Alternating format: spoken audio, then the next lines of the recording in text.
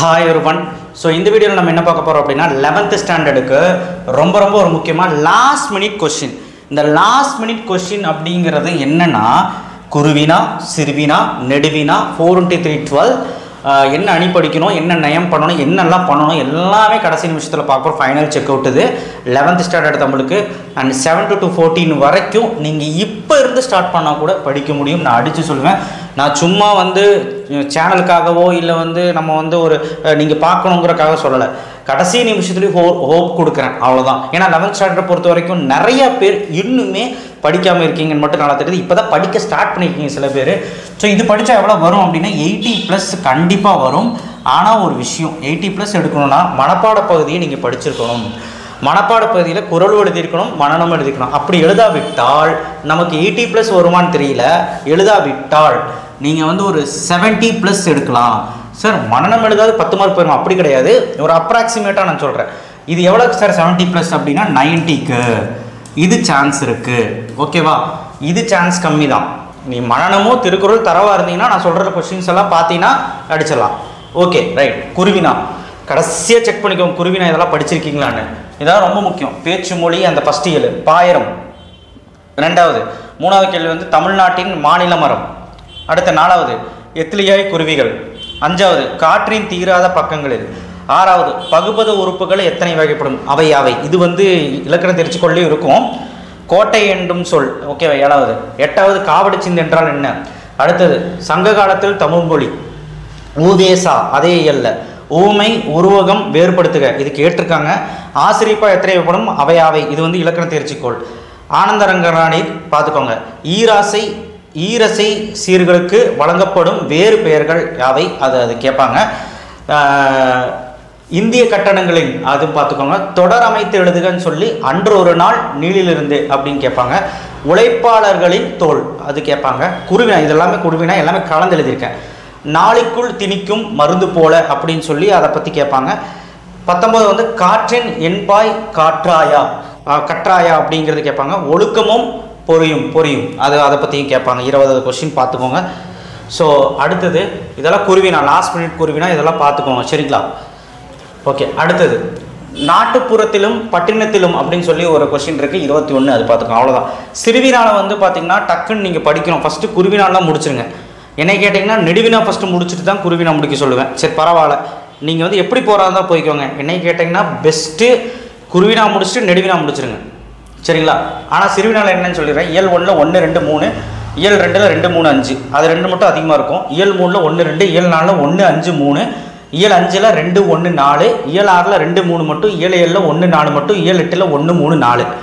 So இது already நான் வந்து ஒரு வீடியோலேயே சொல்லிட்டேன். இருந்தாலும் லாஸ்ட் மினிட்டில் ஸ்கிப் பண்ணக்கூடாதுங்கிற விஷயம் தான் இங்கே எழுதியிருக்கேன். ஒரு சிலதை விட்டுருப்பேன். இதையாவது ஒழுக்கமாக பார்த்துட்டு போங்க அப்படின்னா. சார் இவ்வளவும் படிக்கணுமா சார், எனக்கு ஒரு 10 கொஸ்டின் கொடுத்தா பார்த்தாதா. நான் கொஸ்டின் பேப்பர் எடுக்கலை. கொஞ்சம் நல்லா திங்க் பண்ணி பாருங்கள். நீங்கள் ஆல்ரெடி ஃபஸ்ட்டு மிட்டம்லேருந்து படிச்சிருப்பீங்க. ஒரு 2-3 இயலாவது நீங்கள் வந்து நல்லா படிச்சிருப்பீங்கன்னு நான் நம்புகிறேன். அந்த 2-3 இயலில் ஃபஸ்ட்டு முடிச்சிருங்க. அதுக்கப்புறம் பொறுமையாக படிச்சுக்கலாம். நெடுவினா ஃபஸ்ட்டு குருவினா முடிச்சு நெடுவினா முடிங்க. அதாவது ஒரு வேளை படிக்க ஸ்டார்ட் பண்ணிங்கன்னா படித்தவங்களாம் இதை செக் பண்ணிக்கோங்க. இதெல்லாம் படிச்சிருக்கீங்களா. திருக்குறளில் 3மே படிச்சிருக்கீங்களான்னு செக் பண்ணுவோங்க. கோடையில் வள்ளுவன், ஒப்புரறிதல், அடக்கமுடைமை நினைக்கிறேன். ஸோ பார்த்துக்கோங்க. காவடி சிந்து. ஓகேவா? காவடி சிந்து, புரட்சிக்கவி, பொதுப்பாயிரம். இது வந்து செயலோட கொஸ்டின் ஆன்சர். இதுக்கு ஆப்ஷனாக வரும், பட் வராமல் போச்சு. திருக்குறளில் வராமல் போச்சுன்னா இது 3ல் ஏதோ ஒன்று வந்துடும். துணைப்பாடம் வாடிவாசல், யானை டாக்டர், இசைத்தமிழர் இருவர், அதாவது சிம்போனி தமிழர் ஏஆர் ரஹ்மானோடது, நர்த்தகி நடராஜன் லாஸ்ட் இயர். இந்த துணைப்படம் 4மே படிச்சுங்கன்னு செக் பண்ணுங்கள். ஸோ இது எல்லாமே வந்து ரொம்ப இம்பார்ட்டன்ட்ங்க. அடுத்தது நெடுவினால உரைநடை பார்க்கும்போது இயல் 1ல் ஃபஸ்ட்டு 1, இயல் 4ல் ஃபஸ்ட்டு 1, இயல் 6ல் ஃபஸ்ட்டு 1, இயல் 5ல் ஃபஸ்ட்டு 1 இதெல்லாம் படிச்சிட்டிங்கன்னா செக் பண்ணுங்கள். போதும். எவ்வளோ சொல்லியிருப்பேன் நான்? ஒரு 10 கொஸ்டின் 12 கொஸ்டின் கூட கிடையாது. 7 to 14 இது எப்படி அடிக்கலாம்? ஸோ நான் ஃபஸ்ட்டே சொன்ன மாதிரி குருவினா படிச்சிங்கன்னா நெடுவினா படிச்சுட்டு அதுக்கப்புறம் சிறுவினா படிங்க. சிறுவினா ஏகப்பட்டது இருக்குது, பார்த்துக்கோங்க. 7 to 14 பேஜ் நம்பர் 20ல் 3rd பேச்சு வழக்கு எழுத்து வழக்காக மாற்றுக அது கேட்பாங்க. பேஜ் நம்பர் 54 மயங்கொழி சொற்கள். இது எல்லாம் எத்தனை நிமிஷம், 1 மணி நேரத்தில் படிச்சிடலாம். இந்த டாப்பிக்கை நைட்டாக உட்காந்து ஒரு மணிக்குள்ளே முடிச்சிடலாம். சரிங்களா? நான் என்ன குருவினா நெடுவினா சிறுவினா முடிக்க டைம் ஆகுதா இல்லை. ஒருவேளை சிறுவினா முடிக்க டைம் ஆச்சுன்னா டக்குன்னு இதுக்கு வந்துருங்க. 7 to 14 4 into 6 12 இதை முடிச்சுட்டு அதுக்கப்புறம் டைம் இருக்கும்போது மீதி இருக்க டைமில் சிறுவினா படிச்சிருங்க.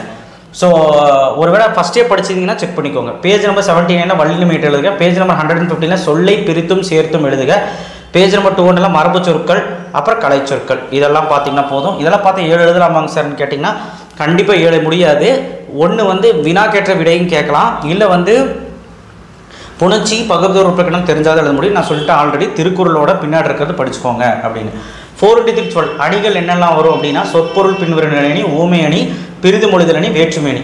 நல்லா கேட்டுக்கோங்க. நான் என்ன சொல்கிறேன்னா இதுக்கெல்லாம் நீங்களே எழுதுனா 2 மார்க் கிடச்சிரும். இப்போது ஒரு கொஸ்டின் 4 கொஸ்டின் இருக்குன்னா அதில் அணிக்கு எப்படி மார்க் போடுவாங்கன்னு சொல்லிடுறேன். அணிக்கு வந்து பார்த்திங்கன்னா அணி விளக்கத்துக்கு 1 மார்க்கு, அணி விளக்கத்துக்கு 1 மார்க்கு. சரிங்களா? ஃபஸ்ட் எடுத்துனா அணி விளக்கம், அப்புறம் சான்று, அணி விளக்கம். சரிங்களா? அணி விளக்கத்துக்கு 1 மார்க்கு. அடுத்தது வந்து சான்று, ஏதோ ஒரு குறள் எழுதுவீங்க இதுக்கு சான்று. ஓகே, இதுக்கு வந்து 1 மார்க்கு. அடுத்து அணி பொருத்தம்னு சொல்லுவாங்க. அதாவது அணி விளக்கத்துக்கு 2 மார்க்கு, அணி சான்றுக்கு 1 மார்க்கு, அணி பொருத்தத்துக்கு 1 மார்க். அந்த மாதிரி ஒரு பிரித்து எழுதணும் அணியை. 4 மார்க் அப்படி தான். ஓமை அணி, பிரிது மொழிதல் அணி, வேற்றுமை அணி, இந்த 4 அணியும் பார்த்துருங்க. தமிழாக்கம் தருக. பேஜ் நம்பர் 23, 53, 79, 149, 223 இருக்க தமிழாக்கம் தருக பார்த்துக்கோங்க. அடுத்து பத்தியாக எழுதுக. இது ரேர் தான் கேட்குறது. 142, 200, 201 அந்த ஃப்ளோ சார்ட் கொடுத்து கேட்குறது. ஃப்ளோ சார்ட் கொடுத்து பத்தி எழுதணும், பேராகிராஃப் எழுதணும். ஒரு வேளை இது எழுத முடியலன்னா பெட்டர் வந்து ஒரு பழமொழி கொடுத்து வாழ்க்கை நிகழ்வோடு எழுத சொல்லுவாங்க. இப்போ போன வருஷம் கேட்டிங்கன்னா என்ன கேட்டிருக்காங்கன்னா பழமொழி வந்து வள்ளுவனுக்கு புல்லும் ஆயுதம், அகத்தின் அளவு முகத்தில், இந்த மாதிரி ஏதோ ஒன்று கேட்டுருவான். ஆனால் அதுக்கு டெஃபினிஷன் ஒரு 2 லைன் எழுதி ஒரு கதை ஒன்று எழுதி விட்டு ஒரு மாரல் நீதின்னு போட்டு ஒரு மாரல் எழுதினீங்கன்னா முடிஞ்சு போச்சு. அதை அட்டன் பண்ணிடலாம் பேசாமல். ஓகேவா? சரி. இன்னொன்று நயம்பாடுதல் எல்லாரும் அட்டன் பண்ணிங்கன்னா 5 கொடுத்து 3 இல்லை. நீங்கள் நயம்பாடுதலுக்கு அதை அட்டன் பண்ணிக்கலாம். அதுக்கு எப்படி மார்க் கலெக்ட் பண்ணுறாங்கன்னு பார்த்தோம். நயம்பாடுதல் மையக்கருத்துக்கு 1 மார்க்கு. சரியா? எதுகைக்கு 1 மார்க்கு, மோனைக்கு 1 மார்க்கு, எவ்வளவு 1 மார்க்கு. சந்தம், சுவை, முரண் எது வேணாலும் எழுதிக்கலாம். ஆனால் இதை 3 எழுதினா போதும். இதுதான் 4 மார்க்கு. ஸோ ஈஸியாக எழுதிடலாம். நீங்கள் வெறும் மையக்கருத்து மட்டும் நல்லபடியாக எழுதிட்டு மீதெல்லாம் எதுகை, மோனை, இயல்பு எழுதிங்க. புக் பேக் 1 மார்க் மட்டும் படித்தா நாளைக்கு எவ்வளோ வரும்னா 10 வந்துடும். புக்கின் வராதான்னு கேட்டால் கண்டிப்பாக வரும். நூல்வெளி அப்புறம் வந்துட்டு அதை கொஞ்சம் நல்லா பார்த்துக்கோங்க. மித்தபடி ப்ரீவியஸ் கொஸ்டின் பேப்பர்ஸ் பார்த்தாலே வந்துடும். ஸோ இதை பாருங்கள். சரி, மனனம் அப்படிங்கிறது என்ன சொல்லலாம்னா மனனம் வந்து இப்போ போன வருஷம் குறுந்தொகை கேட்டாங்க, இந்த வருஷம் திரும்பவும் குறுந்தொகையை கேட்கலாமான்னு கேட்டால் கண்டிப்பாக வாய்ப்பு இருக்குது. யுகத்தின் பாடல், நன்னூல் பாயிரம், காவியம் எல்லாமே சொல்கிறீங்க சார் அப்படின்னு நினச்சிருக்கலாம். அப்படி தான் புறநானூறு, புரட்சிக்கவி, அப்புறம் தொலைந்து போனவர் கடைசி இயலில் வந்து பார்த்திங்கன்னா ஃபஸ்ட் 8 லைன். ஸோ இதெல்லாமே இம்பார்ட்டன்ட், எதுவுமே நம்ம ஸ்கிப் பண்ண முடியாது. திருக்குறள்லாம் நான் இம்பார்ட்டன்ட் சொல்கிற அளவுக்கு பெரிய ஆகலை. என்ன கரெக்டாக திருக்குறள்லாம் வந்து என்ன வேணாலும் கேட்பாங்க. ஒரு குறள் தான் ஒரு அது இதுன்னு சொல்ல முடியாது. சரிங்களா? அதிகமாக எது கேட்டிருக்கான் அப்படின்னு பார்த்து நீங்களே ஒரு டிசைட் வாங்க. ஆனால் என்னை கேட்டால் எல்லாமே படிக்கிறது சேஃப். ஓகேவா? ஸோ பண்ணிடுவீங்கள்ல, வேறு எதாவது விட்டுருக்கனா? ஸோ எல்லாமே நம்ம பண்ணிட்டோம். ஸோ இதில் வந்து பார்த்திங்கன்னா ஒரு நெடுவினா எப்படி எழுதணும் நான் போன வீடியோலே சொல்லிட்டேன். இருந்தாலும் வந்து ஒரு நெடுவினாவாக இருக்கட்டும், ஒரு சிறுவினாவாக இருக்கட்டும், குருவினாவாக இருக்கட்டும், நீங்கள் எப்படி எழுதணும் அப்படின்னா நெடுவினானா குறிப்பு சட்டகம் போடுங்க. குறிப்பு சட்டகம் போட்டு முன்னுரை, அப்புறம் வந்து ஒரு 2-3 ஹெட்டிங் போட்டு ஒரு 4-5 ஹெட்டிங் போட்டு முடிவுரையும் போட்டு ஒரு பாக்ஸ் போட்டுட்டு அதுக்கப்புறம் எழுத ஆரம்பிங்க. சைடு ஹெட்டிங் போட்டு அது 6 மார்க்னா அப்படி தான் இருக்கும். ஒரு 1.5 பக்கம் 2 பக்கத்துக்கு இருக்கும். கையில் நீ எப்படி வேணாலும் படிச்சுக்கோ, ஆனால் எழுதும்போது இப்படி எழுதிக்கோ. இதான் வந்து பெட்டர். ஒருவேளை திருக்குறள் டீட்டெயில் என்னால் படிக்க முடியல, கடைசி நிமிஷம் எனக்கு கஷ்டமாக இருக்குது, என்ன பண்ணுறோம், அட்லீஸ்ட் பொருளாவது படிச்சுட்டு போ. நமக்கு என்னமோ பொருளாவது படிச்சுட்டு போ. சரி, இவ்வளவும் சொன்னீங்க. இப்போது வந்து சிறுவினா எப்படி எழுதுனா ஒரு 4 பாயிண்ட் எழுதுன மாதிரி இருப்பார். உன்னால் முடியல 4 பாயிண்ட் எழுதுன மாதிரி இருப்பார். குருவினா வந்து 2 பாயிண்ட் எழுதுன மாதிரி படிங்க போதும். இப்போதைக்கு டைம் இல்லை. இப்போது எல்லாமே சொல்லிட்டீங்க சார், பாஸ் பண்ணுறது ஒரு 50 மார்க் எடுத்தால் போதும் அப்படின்னா அதுவும் ஈஸி, ஒன்றும் இல்லை. 4×3 சொன்னா எவ்வளோ ஈஸியாக இருந்துச்சு இது. Okay, book back 1 mark 10. Okay, அடுத்தது 7 to 14, அதாவது இந்த 7 to 14 நீங்கள் படிக்கலாம். அந்த 2 மார்க் சொல்கிறேன். இல்லைனா குருவினாவும் படிக்கலாம். சரிங்க, 7 to 14 படிக்கலாம். இந்த செக்ஷனும் படிக்கலாம். ஒரே நடையில் நீங்கள் நெடுவினா ஃபுல்லாக படிக்க முடியல, நெடுவினா அட்லீஸ்ட் செய்யுளும் துணைப்பாடமாவது படிங்க. ஏன்னா செய்யுள் வந்து திருக்குறளாவது அட்லீஸ்ட் படிங்க. துணைப்பாடத்தில் வந்து கதை எழுதி விட்டால் போதும். குறிப்பிச்சட்டம் போட்டு நீங்கள் பாட்டுக்கு ஏதோ ஒரு கதை எழுதி விடுங்க, சைட் ஹெட்டிங் மட்டும் ஞாபகம் வச்சுக்கோங்க, அவ்வளோதான்.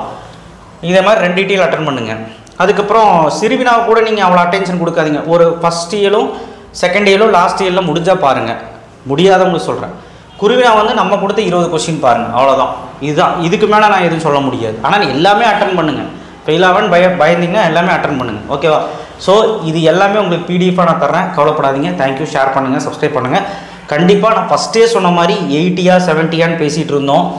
நான் சொல்கிறேன், அடித்து சொல்கிறேன், நீங்கள் இதெல்லாம் படிச்சிங்க, இதுதான் நாளைக்கு வரப்போகுது, முக்கால்வாசி இதுதான் வரப்போகுது. ஸோ நான் சொல்லுவேன், இந்த மார்க் நீங்கள் அசால்ட்டாக எடுக்க முடியும். இந்த மார்க்குக்கு நீங்கள் மனனம் திருக்குறள் தரவாக இருக்கணும். 1 மார்க்கில் புக் இன்னும் தரவாக இருந்தீங்கன்னா 85க்கு மேலே அசால்ட்டாக எடுத்துடலாம். ஸோ அதுக்கப்புறம் உங்களோட இதுதான். தேங்க்யூ. ஷேர் பண்ணுங்கள், சப்ஸ்கிரைப் பண்ணுங்கள், மறக்காமல் பெல் ஐகானை ப்ரெஸ் பண்ணுங்கள்.